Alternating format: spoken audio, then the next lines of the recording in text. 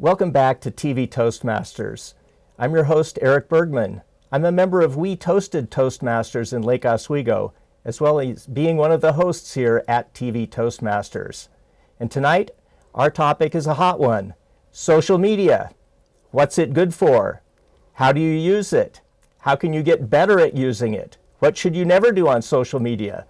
To help answer these questions, I have a guest who consults and trains people in the use of social media. Her name is Brandy Henry. Welcome to our show, Brandy. Thank you very much, Erik. That was a very fun and generous introduction. I appreciate it. Well, I'm so glad you're here to talk about something that affects us all, something that 10, 15 years ago, nobody was even aware of, and it's remarkable how it has changed our world. It sure has. Now, as a social media coach and trainer and guide and guru, have a lot of thoughts about how people can use social media, certainly in the business world, but also in their personal life. So what's your approach to social media? Yeah, thanks for asking. My approach to social media is to consider it a historical platform. Think of it as access, free access, to be able to share the message of why you do what you do, what's important to you, why your business works, why you like helping people for free. When have we ever been able to show up somewhere and have access to those platforms, to people being able to engage back with you, for you to get feedback on how you're doing without gatekeepers? And now it's right there for you to come on, be your best self, provide helpful content, answer questions, meet people from all over the world, and that's amazing. When you put it that way, it begins to show how life-changing social media has been. And yet, of course, there are issues in how people use it. Now, you say that there are a couple things needed for people to do their best, to be their best on social media. To have intentions, to know what you're trying to do, to be on a mission, and to show maturity. Yes, absolutely. Can you talk about why those three things matter for those people who are presenting themselves in the social media realm? Absolutely. We have this opportunity to take a passion of ours, a mission, and bring it to a platform. And by being intentional, by remembering why we're there, what is our mission and what we're trying to help people with, and let everything else go. Let the rest fall to the wayside. Focus on that. Be intentional with how you show up. Be intentional with how you interact. And be intentional with how people get to experience you. For most of us, that's the only way we interact with some of our what we might call our Instagram friends or our LinkedIn friends, right? And when we can be intentional and not reactive, we can then have this platform and make a difference and have people ask us questions. And it blows my mind what we're able to do. Let's talk about some of the different social media platforms. You mentioned LinkedIn and Instagram. Which are the favorites that you use and that you in general are guiding your business clients to use in a more effective way, whether that's in their business pursuit or in their private life? Right. My favorite platform is Instagram. I am no rock star on Instagram. I just really love it. I love the positivity. I love the upbeat nature. I love the visual stories that you can tell on Instagram. And most clients, when I start with them, they're very comfortable on Facebook, and they don't understand how the platform works. Literally, what button does what. And that's what I sit down and help them learn. How to be found on Instagram, how to be searchable, how to set up their bio and their profile, all of those gadget, how to do this and that, and also how to tell a visual story on Instagram and still be effective on the other platforms they are on. I look at the different platforms like having one child at a time.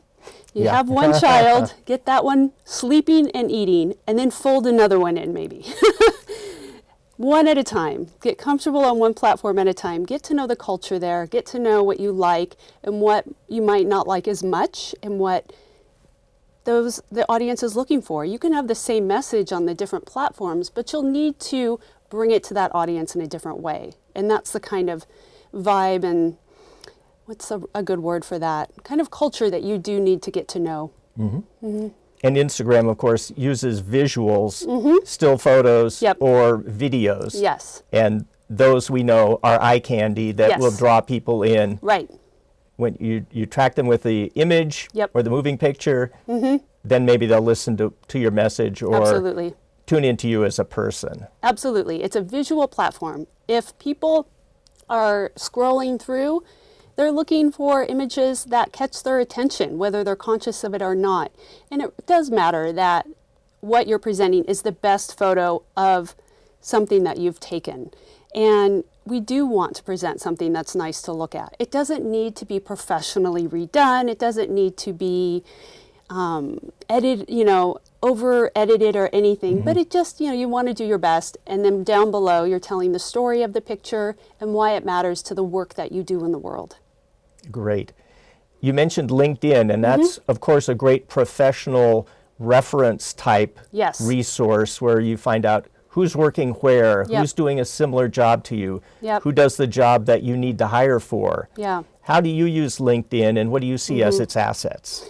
Right now, I use LinkedIn primarily to network with other people who podcast. I see people who are in LinkedIn, and they're really networking with other people in similar professions. You can really hone in on just about anything, but LinkedIn is really getting to the point. And remembering that more people are probably seeing what you're doing and posting than you might see as far as likes or applauses. And, to keep showing up and letting people know your expertise and what you're doing, and finding others who are doing what you're interested in or who might be up and downstream colleagues. I know that you use Facebook because I'm a Facebook friend of yours. What do you do on Facebook that might be different than what you do on one of the other platforms? Right. Facebook's very much a discussion platform. People really want to give their opinion on things. And so when I am on Facebook, I'm generally asking questions that have to do with gauging how people are thinking about different things. What are people's mindsets, or what are their experience with different aspects of social media? And that helps me better understand the people I work with, and it helps me prepare for my podcast at the end of the week that will be related to the questions that I'm asking during the week. So I really appreciate people who engage with those questions and give me a bigger, broader, sometimes deeper perspective than I was thinking of. And I know a number of your posts there will be of videos that you shoot of yourself. It's kind of a quick introduction to what you might be saying on your podcast. How did you get comfortable with doing those little videos? And why video versus something else? I just forced myself. I just got used to it. I figured out how to hold the phone properly. I figured out what's better lighting than other lighting, and just got to doing it. And the reason I often will do video, one, it allows people to see what I'm like to talk to, see how my body language is, see what I do when I'm sitting and talking. People get to know you. But primarily, I would say, because I've forgotten to create something else. It's a quick way to show up and say something and be helpful and let it go. Right, and you don't have to worry about correct spelling or punctuation when you're giving a brief speech and people can see you talking. Right. So very authentic. Now let's see, one we haven't mentioned is Twitter. Not a platform that you use so much, and I know I have given up using Twitter. What are the pluses or minuses of Twitter, and what's your view on it? I think for a lot of people, Twitter is where they go to get triggered. They're kind of in a mood, and that's kind of where they go to have those debates. And I think that's fine, and that's great. You have a place for that, an outlet. And for others, for writers and authors and the community that supports them and they engage with, that's a wonderful connection. A lot of great discussion, and interaction in the author and the writing community on Twitter. I think Twitter is another great platform. It just depends on what works best for you and what you can keep your blood pressure regulated with. Because I know you've talked, certainly for your business clients who are looking to you for advice, what guidelines do you have to keep them from being too partisan or too controversial, Right. assuming that that's not their world, where Right. they're not trying to be controversial, they're trying to Right. win people over to Yes. the work that they're doing Yep. from any side of any discussion. How do you advise them on that? How to be authentic if you're avoiding certain topics, say? Right. We write a mission statement. With every client, I start off with, what is your why for being on social media? And that has to relate to what is the why for what they're doing, what is driving them in their work.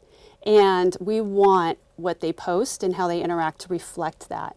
And I just drill it, like this is where we're focusing. But for some clients, part of their brand is taking a hard stand one way or another on certain things. And that's fine. It's just the matter of being intentional and aware that you are niching yourself down to people who agree with you. Or you're niching yourself down to both couples who agree with you. Yeah. So just be aware of that when we do show up and we're sharing, which is fine, extreme views one way or another, or reacting to them or engaging harshly, people are watching and they're getting a sense for what it's like to work with you as a person in the business that you're running, because there's probably other people who do the same thing you do, and people are getting a sense of what it's like before they ever call or interact with you. And maybe they love your position on something and that's exactly why they want to work with you, but you're taking a risk. So that people do know where to find out more information, can you tell us your website, so for those who want to go look for more? Oh, thanks. Yeah, it's brandywhenry.com. Great. And you can find information on Brandy's podcast there, and as well as more information on what she does in social media. Be comfortable on social media. That's her goal, making you the best you can be on social media. We're going to take a short break, and we'll be back to hear more about social media, and especially from a parent's point of view, from Brandy Henry.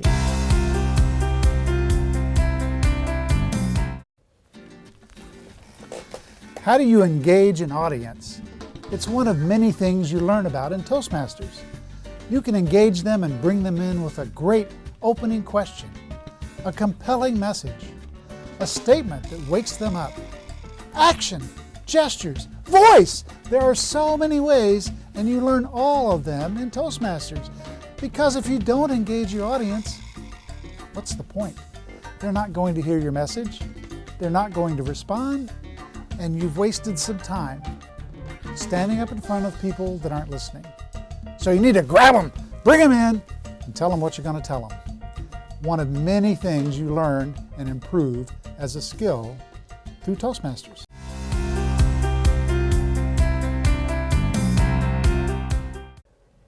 Welcome back once again to TV Toastmasters. I'm your host, Erik Bergman, and my guest tonight, talking about social media and how you can be comfortable on social media, is Brandy Henry. Brandy is a fellow Toastmaster, and she's been the social media director for District 7 Toastmasters here in Oregon. Brandy, let's get back into it. Yes. We have political campaigns going on. Yes. Lots and lots of content on social media, raising people's blood pressure, creating debates, even Yes. arguments, people being unfriended over what they post in a political way. Yep.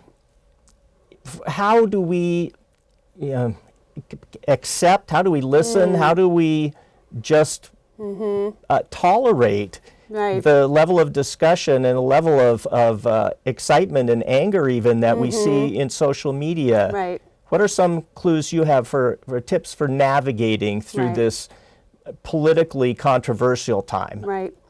I have two approaches or two perspectives. One is to recognize the freedom that we do have, just the access to express an opinion on platforms. And then going back to being intentional with what it is you might repost or what it is you might decide to post that might be inflammatory. Just be aware. Not that it's right or wrong, just aware. Mm-hmm. And the other thing is the pragmatic side. If you don't want to engage in political things, don't. And the algorithms will stop showing you politics. I never have anything political show up in my feed because I don't click on it. I don't engage with such posts. And you get more of what you engage in. That's how those algorithms on the platforms work. They want to feed you what it is you've shown them that you want to see. And whether you're conscious of that or not, it is part of what your feed is. Right. So the things that you seek out will tend to make more of Yes. that show up. Exactly. I noticed how the ads for certain cities start Yes. showing up. If I search, do a Yes. search on Right. hotel in San Francisco, suddenly Absolutely. bombarded with ads for rent a car in Yes. San Francisco. Do this in San Francisco. And so it does the same with politics. Yes. Okay. And content, and even like you probably often see when you first open any one of your platforms, this similar or same people each time. That's because you've been engaging with them. Mm-hmm. And those platforms are saying, oh, you like so-and-so, and you want to engage with so-and-so. So every time you open up that platform, so-and-so is going to show up. And if there's somebody with whom that, you know, maybe you're close with outside of the social media platform or at work, and they are posting things that raise your blood pressure, you can simply ignore it and you'll stop seeing them instead of, or you can make a to-do about it. Yeah. It's up to you. Unfriend is Yeah. one term, right? Yes, exactly. Now, if for business owners, say somebody Yes. typically might come to you for your consulting services on social media. This might be a business owner who's trying to learn the ins and outs Yeah. of using platforms for a productive business Yes. reason. And of course, a lot of the politicking and such could easily not be appropriate. If you want the widest range of people to be aware of your service. You don't Right. want to be turning people off. So Right. how do you help people who may have knowledge on one platform, say Facebook, Yeah. which so many are familiar with, how do you Yes. get them to using Instagram or to be using LinkedIn? What are Right. some of your methods to guide them into new platforms that could serve a specific role for their business? Yeah, it's a lot of fun. And so we sit down together, and most typically people are hiring me to help them get going on Instagram. And one of the things that I have every client do after our first session as part of their homework is go out and follow all of the favorite clients you've ever had. Go and follow your dream clients. Follow the decision makers at companies where you would like to possibly serve or be hired by. Engage with the people who are possible referral partners of yours. And acknowledge their kids' soccer game. Acknowledge a success they're having in their family or at work. And that's a nice way of staying top of mind and showing people that you're engaging with them and what it's like to engage with you and that you're paying attention. And of course, you're posting things that are helpful to other people that only you are an expert in. You know, you're not overwhelming them with information, but you're posting tips and tricks that could help them, that show them that you know your stuff, you're trustworthy, and you can sit back and enjoy networking from your couch or while you're waiting in the pickup line at the school. You know, there's a lot that you can do to just be on there and show up and be friendly. And that's a lot of what we get them going on, and moving away from that popularity contest to an engagement approach. Now, you and I met through Toastmasters. What was it that brought you to Toastmasters in the Yeah. first place? Public speaking. To get up in front of people, figure out where my skills were, where they weren't, and improve them and practice. When I first started at Toastmasters, I had this habit of looking off in the distance when I was speaking and thinking. Yeah. And that was pointed out to me right away. And of course, what did I do? oh yeah, you're right. And so I worked on that, and I needed to work on my body language. And all of those things I took right to heart, and because I wanted to get better, and I wanted to be more comfortable in front of people. It's one thing to be comfortable in front of my phone, and another thing with living, breathing people waiting to hear what you have to say. And I'm really glad for all the practice and the feedback and the support that Toastmasters provided. And it's just a wonderful organization. Great, and it's certainly one that you've helped out with your social media knowledge in helping the public relations efforts for Toastmasters here around the Portland area. There's another area where I think you have a lot to offer, and that is as a parent. Oh, yeah. You are the mother of 2 sons, Yes. and they're in the young teen years. Yes. So many parents, I think, have big concerns about what's going on social media. What are my kids doing? What trouble might they be getting into? What pressures are they under? Right. How do you deal with that as a parent? Right. My heart goes out. I understand. And kids, we know, don't necessarily understand the consequences of what it means for something to be out there forever. And it's hard as the parent to explain that. And we have been pretty lucky where our son has had someone else come into the classroom and really show some big consequences. It doesn't take much to research things that have just happened recently to football players who've gotten dropped from scholarships or whatnot because of things that have happened on social media. But the bigger thing that we have also done is we look and see what websites they've been going to. We know their passwords. If we don't know the passwords, they don't get the device. And also, their phones at 8 p.m. at night get put to bed outside of their room. And they mumble and grumble about it, but I think in the end, they appreciate somebody else making the decision. It's kind of like being mad at your personal trainer for pushing you so hard, or your nutritionist for not letting you have your favorite treat. We're willing to have that bad guy role. And because somebody said to us, there's not much good that happens at 1 or 2 in the morning on social media with your phone. Right, or in a car at 1 a.m., right? You wouldn't want your teen driving at 1 a.m. so they don't get to be on their phone. Right. That's so great. We're in our last minute here of our conversation, Brandy. So let's make sure people know the website so that they can follow you, get to know you, find your podcast. Remind us of the URL for your website. Yeah, website is www.brandywhenry.com, and you can link to my podcast through there or my newsletter. And on the podcast, I really do my best to empower you to be the best you can be on social media and take advantage of what it can provide to you. That's so great. I'm so glad you were here to talk about social media, something that affects everyone, but that which we can all learn more about. Yeah. Thank you. That's it for another episode of TV Toastmasters. I'm your host, Erik Bergman. I hope you'll join us again. Good night. Welcome to an opportunity to take the next step of your professional speaking journey. I want you to be honest with yourself. Have you ever wished you were a star in a television show? Or at an event where the media is interviewing bystanders and you are wanting to be picked to give your opinion of the event? Or even in the smallest sense, you're at a sports game and secretly hope that your smiling face would appear on that big jumbo screen TV. But the jumbo screen always finds the fans with the painted faces. And you think to yourself, maybe next time. Well, what if I can offer you a chance to be on TV?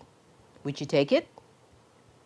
That is what I want to offer you now. I'm Dottie Love, Associate TV Producer and Director.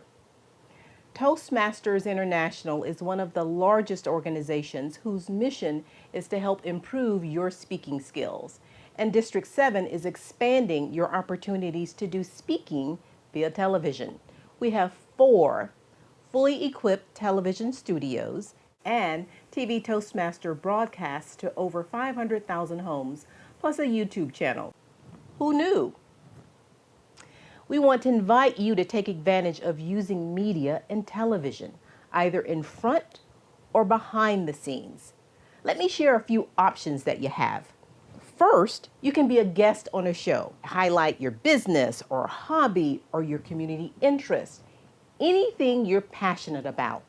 Be a featured guest. Secondly, you can train to be a host on an ongoing TV segment. We will train you for that. Third, what about creating your own talk show? We will train you for that as well and give you access to a community media studio to do just that. Or lastly, be behind the scenes, either running a camera or editing shows. You decide which avenue is best for you, and our TV Toastmasters team will help you to navigate to get the most out of your media experience. Personally, I've done them all. I started as a guest, went to hosting, up to directing my own TV show. I don't tell you this to impress you. I tell you this to impress upon you that your personal growth with Toastmasters is directly related to what you take advantage of. And I encourage you to be bold in looking for opportunities to stretch and grow. If this intrigues you, or if you have club members who you think that might be interested in this, please contact us here at TV Toastmasters. I'm Dottie Love, and you can reach me or any of us in the TV Toastmasters family at the contact information at the bottom of the screen. You can also find us on the web. Our website is 7512.toastmastersclub.org.